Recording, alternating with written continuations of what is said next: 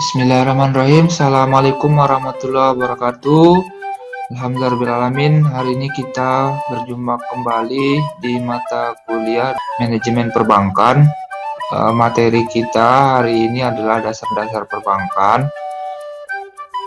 Saya akan menampilkan slide PowerPoint untuk menjelaskan materi dasar-dasar perbankan ya. Materi ini akan saya share melalui akun channel YouTube Yuk Belajar ya. Oke, selamat menyaksikan dan jangan lupa untuk subscribe ya.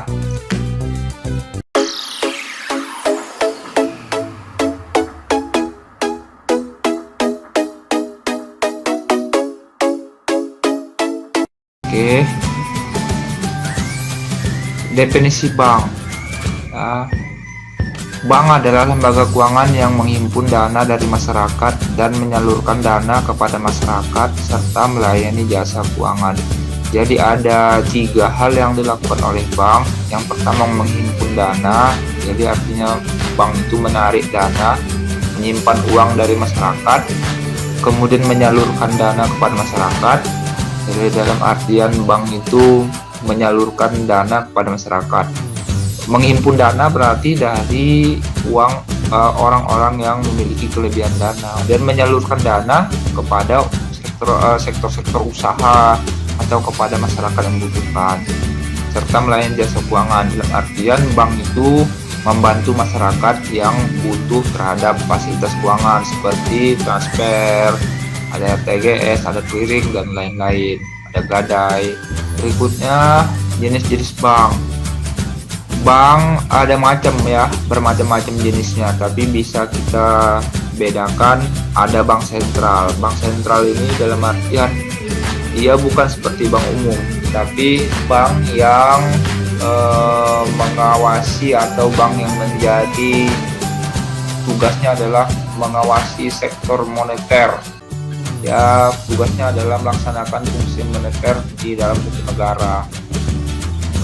Kemudian bank sentral ini dia bisa mencetak uang ya, uang rupiah kita ini dicetak oleh bank sentral, Bank Indonesia ya sekarang bank sentral. Kemudian ada bank umum. Bank umum ini bank yang seperti tadi melayani menghimpun dana, menyalurkan dana, melayani jasa keuangan. Nah, istimewanya di sini dia bisa melaksanakan lalu lintas keuangan. Keuangan jadi artinya adalah bisa melaksanakan transaksi antar bank ya, melaksanakan transaksi antar bank seperti mengirim uang, melaksanakan clearing, itu tugasnya bank umum. Kemudian dia bisa juga menjadi bank devisa, jadi dalam artian bisa mengirimkan uang itu antar negara ke bank lain di suatu negara. Kemudian ada bank perkreditan rakyat. Bank perkreditan rakyat ini dulu disebut dengan bank desa.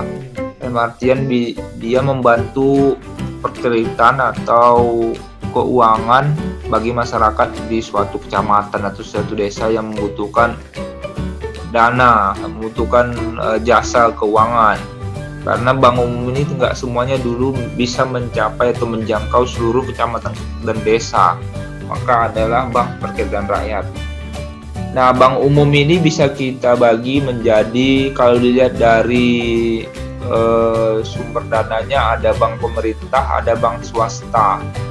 Ya, bank pemerintah berarti modalnya adalah dari APBN atau modalnya adalah dari pemerintah, anggaran pendapatan belanja negara.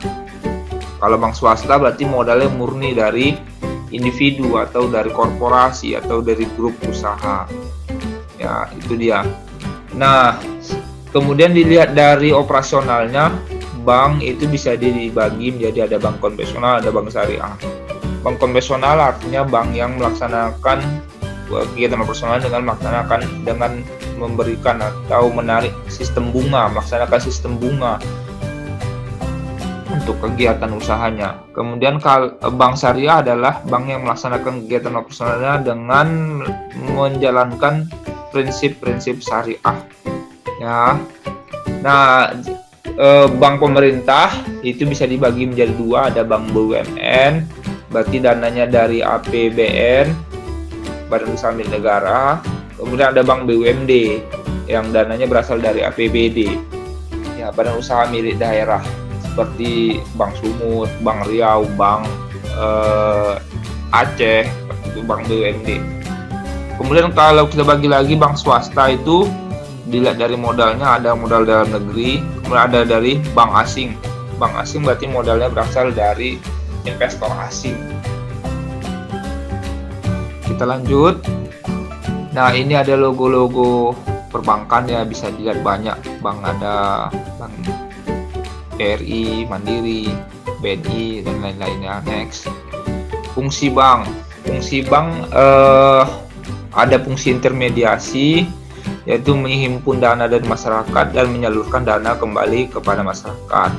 Ya, fungsi investasi, bank itu menghidupkan roda ekonomi melalui investasi. Dengan melakukan investasi maka akan berputar perekonomian di masyarakat. Fungsi moneter. Fungsi moneter ini kepanjangan dari Bank Indonesia ya. Jadi Bank Indonesia itu memberikan kewenangan kepada bank umum untuk melaksanakan fungsi moneter, itu menjaga peredaran uang di masyarakat. Dalam artian bank itu bisa menjadi atau menarik uang dari masyarakat dengan menaikkan suku bunga. Dengan menaikkan suku bunga maka masyarakat akan suku bunga simpanan, masyarakat akan berlomba-lomba atau menyimpan uangnya di bank. Kemudian bank juga bisa dalam artian menurunkan suku bunga, maka masyarakat akan rame-rame meminjam uangnya di bank. Nah, itu acuannya adalah BI rate atau suku bunga bank. Jadi bank umum ini mengacu kepada suku bunga bank sentral. Kalau bank sentral menaikkan suku bunga, maka bank juga menaikkan suku bunga. Kalau bank sentral menurunkan suku bunga, maka bank umum juga menurunkan suku bunga. Fungsi sosial. Fungsi sosial ini bank bisa melaksanakan CSR ya, Corporate Social Responsibility. Jadi keuntungan-keuntungan laba yang diterima oleh bank itu bisa diberikan kepada masyarakat dalam bentuk bantuan sosial. Selain itu bank juga bisa melaksanakan jiswab, zakat, infak, sedekah, dan wakaf. Jadi bank syariah itu bisa membuka layanan zakat, membuka layanan sedekah, infak, sedekah, kemudian juga bisa melaksanakan kegiatan wakaf. Ya, sekarang ada namanya LKSPWU, Lembaga Keuangan Syariah Penerima Wakaf Uang, contohnya seperti itu ya, melaksanakan jiswab untuk membantu perekonomian umat, untuk membantu kegiatan usaha atau membantu. Misal contoh wakaf itu bisa digunakan untuk pendidikan, untuk kesehatan, dan lain-lain. Kegiatan operasional bank seperti tadi ada menghimpun dana. Menghimpun dana ini bisa dalam bentuk produk tabungan, deposito, dan giro. Menyalurkan dana bisa dalam bentuk produk kredit, pembiayaan, atau melalui gadai. Jasa keuangan bisa melalui produk transfer, RTGS, real time gross settlement, melalui clearing, inkaso, dan lain-lain ya. Banyak jasa keuangan yang ditawarkan oleh bank. Produknya dan produk dan jasa bank, tabungan, kita udah tahu ya semua, tabungan itu yaitu simpanan yang dapat ditarik kapan saja, 24 jam sehari. Kemudian deposito. Ya, deposito ini dia simpanan dengan jangka waktu misal 1 bulan, 3 bulan, 6 bulan, dan 12 bulan. Jadi dia nggak bisa ditarik sebelum jangka waktunya jatuh tempo. Baru bisa dicairkan misalnya 1 bulan kemudian. Ya. Giro, simpanan yang penarikannya dengan menggunakan cek dan bilet giro. Jadi dia penarikannya menggunakan cek, ya, surat perintah bayar. Cek itu artinya perintah bayar, dan bilet giro. Jadi bedanya deposito dengan giro, kalau deposito itu ada jangka waktunya, sedangkan giro sama seperti tabungan, bisa dicairkan kapan saja asalkan menggunakan cek dan bilet giro. Kalau bilet giro ini berarti dia pindah rekening ya, atau pindah buku. Kalau cek itu berarti bisa dia tunai, ya, mencairkan uang dengan cek. Oke, kredit yaitu pinjaman atau pinjaman yang diberikan kepada masyarakat, seperti ada kredit usaha rakyat, KUR, ada kredit modal usaha, kredit pemilikan rumah, dan lain-lain, banyak macamnya. Jadi ini pinjaman yang diberikan kepada masyarakat dengan menggunakan sistem bunga. Kalau pembiayaan itu penyaluran dana ke masyarakat dengan mekanisme syariah, ya, seperti pembiayaan jual beli, murabahah, pembiayaan bagi hasil, mudharabah, musyarakah, seperti itu ya mekanismenya pembiayaan. Perbedaan bank konvensional dan bank syariah. Nah, bank konvensional ini dasar hukumnya ya hukum positif, undang-undang yang berlaku di suatu negara, seperti kita undang-undang perbankan. Keuntungannya bank konvensional itu menerapkan sistem bunga, kemudian menerapkan sistem fee ya, ADM, administrasi itu kan fee, karena kita transfer kena administrasi, kena cas ya. Kemudian pengawasan internalnya itu dilakukan oleh komisaris, jadi di atas direksi ada komisaris yang mengawasi kegiatan usaha bank. Fungsi sosialnya bank konvensional melaksanakan CSR ya, Corporate Social Responsibility, melaksanakan kegiatan sosial dari dana keuntungan perusahaan. Kalau bank syariah dasar hukumnya hukum positif, undang-undang, kemudian hukum syariah ini ya fatwa MUI, kemudian fatwa MUI yang berasal dari Al-Quran dan Sunnah tentunya.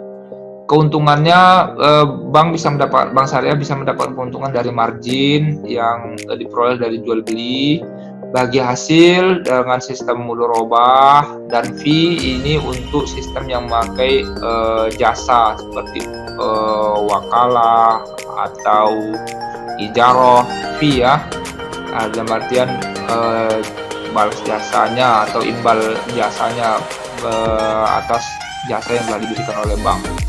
Pengawasan internalnya dilakukan oleh komisaris dan Dewan Pengawas Syariah. Jadi selain komisaris, yang mengawasi bank syariah itu ada DPS.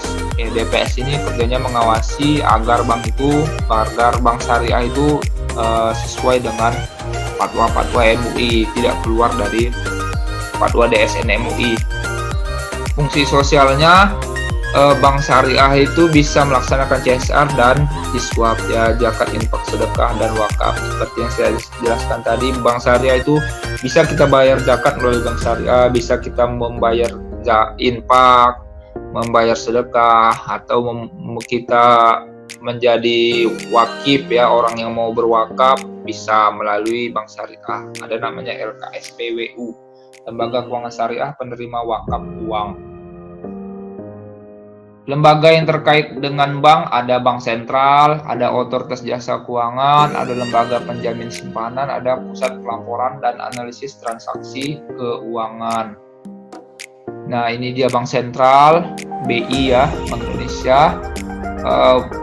Tugasnya melaksanakan moneter ya, fungsi moneter, menjaga nilai tukar rupiah dan peredaran uang di masyarakat. Peredaran uang ini dalam arti nanti kalau uang terlalu banyak beredar bisa inflasi, maka itu diatur ya dengan melaksanakan ada kebijakan moneter. Kebijakan moneter misalnya kebijakan ada namanya sistem diskonto, menaikkan dan menurunkan suku bunga. Ada kebijakan banyak ya, kebijakan moneter, ada kebijakan apalagi ada himbauan macam ya, himbauan untuk sistem moneter. Kemudian Bank Indonesia dia melaksanakan menjaga sistem pembayaran. Sekarang kan lagi masanya pembayaran non tunai ya. Nah, salah satunya Bank Tugas Indonesia adalah melaksanakan sistem pembayaran, menjaga sistem pembayaran seperti QRIS ya, Quick Response Indonesian System. Nah, itu dibuat oleh Bank Indonesia. Kemudian kebijakan makro prudensial, makro ini artinya besar ya, besar berarti dia menjaga stabilitas sistem keuangan yang ada di negara ini supaya jangan terjadi masalah. Kalau sistem keuangannya bermasalah maka akibatnya bisa merusak perekonomian. Berikutnya otoritas jasa keuangan. Jadi fungsi OJK ini kebalikan dari Bank Indonesia. Kalau Bank Indonesia dia makro prudensial, kalau otoritas jasa keuangan dia mikro, jadi mengatur langsung ke lembaga keuangannya, langsung ke institusi keuangannya ya, mengatur lembaga keuangan, misalnya menetapkan peraturan otoritas jasa keuangan, bank harus seperti ini aturan ini. Kemudian mengawasi lembaga keuangan. Nanti setiap tahun itu bank otoritas jasa keuangan ini akan mendatangi banknya untuk mengawasi apa saja yang telah dikerjakan oleh banknya, misalnya sesuai nggak yang dilakukan atau kegiatan operasional bank itu sesuai nggak dengan aturan yang ditetapkan OJK. Kemudian OJK juga melindungi nasabah lembaga keuangan. Nah, seperti saat ini banyak terjadi investasi bodong, atau banyak bank-bank itu yang melanggar, merugikan nasabah, maka fungsi OJK adalah melindungi nasabah dengan menciptakan sistem perbankan yang aman, seperti itu ya, sistem keuangan yang aman yang melindungi nasabah. Berikutnya ada lembaga penjamin simpanan. Lembaga penjamin simpanan ini kita setiap masuk ke lembaga keuangan atau di perbankan, kita lihat ada logo LPS, lembaga penjamin simpanan. Ini fungsinya adalah menjamin tabungan, menjamin deposito, menjamin simpanan nasabah di perbankan ya. Sampai saat ini yang dijamin oleh pemerintah itu 2 miliar ya, jadi tabungan nasabah, simpanan nasabah itu dijamin maksimal 2 miliar. Kemudian fungsi LPS tugasnya adalah penyelesaian dan penanganan bank gagal. Jadi kalau ada bank yang dilikuidasi, maka tugas LPS adalah menjamin bagaimana supaya nasabah itu mendapatkan kembali dananya dan menyelesaikanlah urusan bank gagal ini supaya nasabah itu tidak dirugikan. Berikutnya pusat pelaporan dan analisis transaksi keuangan, PPATK ya. PPATK ini dia mencegah dan memberantas tindak pidana pencucian uang, money laundering. Misalnya ada orang korupsi, uangnya itu dikirim kemana-mana, transfer kemana-mana, maka PPATK tahu itu uang itu kemana beredarnya, uang itu kemana larinya, maka PPATK tahu dengan melaksanakan analisis transaksi keuangan. Pengelolaan data dan informasi yang diperoleh PPATK, mengelola data, pengawasan terhadap kepatuhan pihak pelapor, analisis atau pemeriksaan laporan dan informasi transaksi keuangan yang berindikasi APU, pencucian uang atau pendanaan terorisme, tindak pidana lain, APU PPT, anti pencucian uang dan pendanaan terorisme. Terorisme. Nah, soal kuis kita hari ini bisa kalian jawab. Siapa yang paling cepat nanti akan dapat giveaway lah soal kuis ya. Nanti kirim ke WhatsApp saya. Siapa yang paling cepat nanti akan dapat hadiah. Oke, soal kuisnya jelaskan perbedaan antara deposito dengan giro. Apa bedanya? Kemudian jelaskan perbedaan tugas. Apa beda tugas Bank Indonesia dengan OJK? Kirim ke WhatsApp saya ya. Oke, berikutnya serta soal kuis, maka ini terakhir ya, akan dijawab. Terima kasih. Demikianlah pertemuan kita hari ini. Mudah-mudahan bermanfaat. Bila itu ya. Assalamualaikum warahmatullahi wabarakatuh.